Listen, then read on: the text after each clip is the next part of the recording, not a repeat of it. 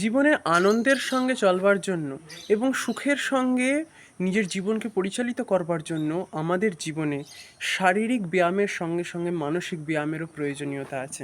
আজকালকার যুগে শারীরিক ব্যায়ামের অনেক চর্চা দেখা যায়।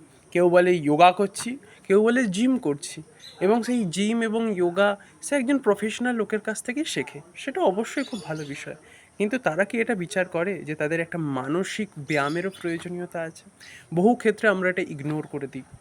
মানসিক ব্যায়াম অর্থাৎ ধ্যান এবং নিজের মনকে কোনো একটি নির্দিষ্ট সীমার ভেতরে কেন্দ্রীভূত করবার যে এক বিরাট কৌশল, এই বিষয়টাকে রপ্ত করবার জন্য এক বিশাল সাধনার প্রয়োজনীয়তা আছে এবং নিত্য অধ্যাবসায়ের প্রয়োজনীয়তা আছে। ইহার ফলে মন এবং আমাদের এই চিত্ত এতটা শান্ত হয়ে যায়, যার ফলে আমরা যে কোনো ক্ষেত্রে নিজেদের মনকে সকারাত্মক কার্যে প্রেরণ করতে পারি এবং নিজেদের মনকে নিজেদের আয়ত্তে আনতে পারি।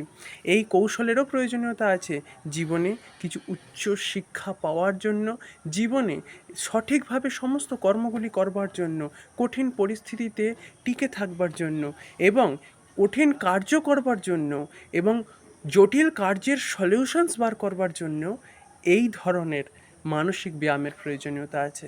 তাই আজকাল এই এত জিমে গিয়ে ছবি তোলা, ভিডিও করা, দ্যাটস ওকে, বাট একটু মানসিক শক্তিও বৃদ্ধি করবার প্রয়োজনীয়তা আছে। আর সেই মানসিক শক্তি বৃদ্ধির জন্য ধ্যানের প্রয়োজনীয়তা আছে।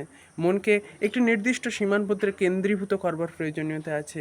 তখনই আমাদের ভেতরে সেই সামর্থ্য আসবে, যার দ্বারা আমরা উন্নত শরীরের মাধ্যমে এবং উন্নত মনের মাধ্যমে উন্নত থেকে উন্নততম কর্ম করতে পারি। তবেই আমাদের এই জীবন সার্থক হবে। ধন্যবাদ।